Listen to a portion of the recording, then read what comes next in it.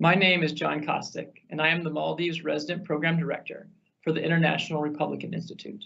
I am currently calling from Singapore, but I lived in Mali from late 2018 to early 2020, and I hope to be back in Mali soon. I am honored to speak at the closing ceremony of the Decentralization Policy Coordination Conference, along with former President Mohamed Nasheed. This is one of many activities funded through USAID's Strong and Inclusive Maldivian Democracy Program. During my time living in Maldives, I was able to visit over 20 islands. I met personally with many local island councils. I heard many good things, but I also heard about specific needs or projects that had gone unattended or been mishandled in the past. In most cases, this was because the concerns of local communities were not taken into account. Local leaders were not consulted, or if they were, their advice was not taken. Local communities were not empowered to be part of the decisions that would impact them personally. Many of these cases will be familiar to you. Infrastructure projects that destroyed wetlands and natural environment. Streetlights installed by international donors, but with no budget for maintenance. Housing projects completed, but with no sewage or electricity, leaving them unoccupied for years.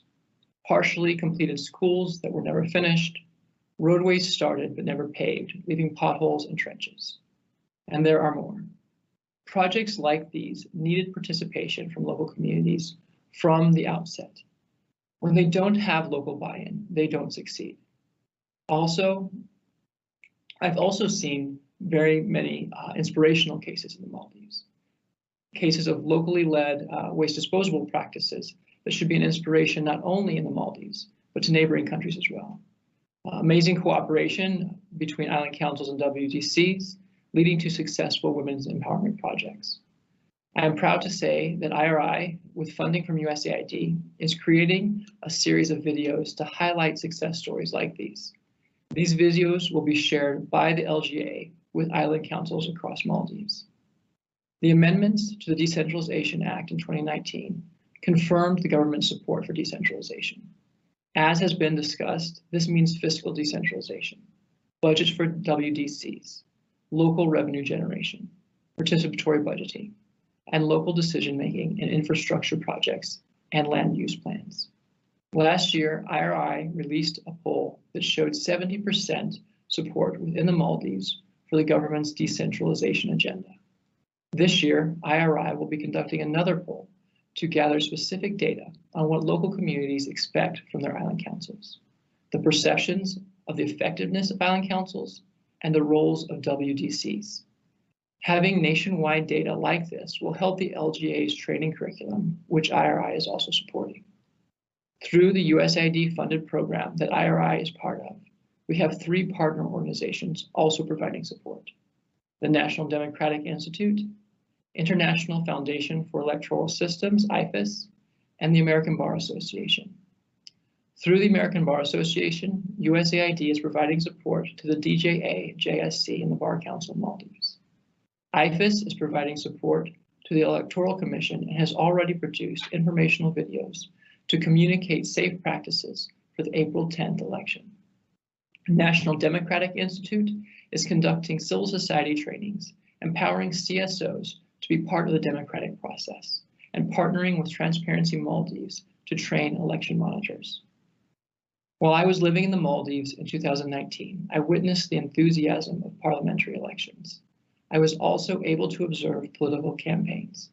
And for officials who are elected, I saw the level of detail at which they must know the needs of their communities. And not only communities, but each household's opinions, family by family, having shared tea or grilled fish with each of them. I have heard personally from families and young people that jobs, school, and healthcare keep pulling people from their islands to Mali.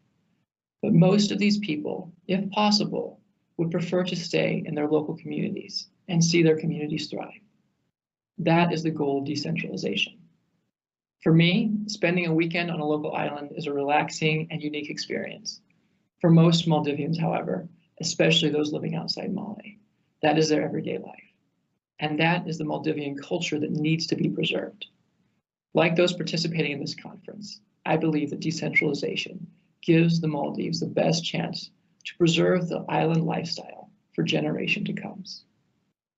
As we close the first in a series of decentralization policy coordination conferences, I would like to thank the Local Government Authority. It has been a pleasure partnering with you.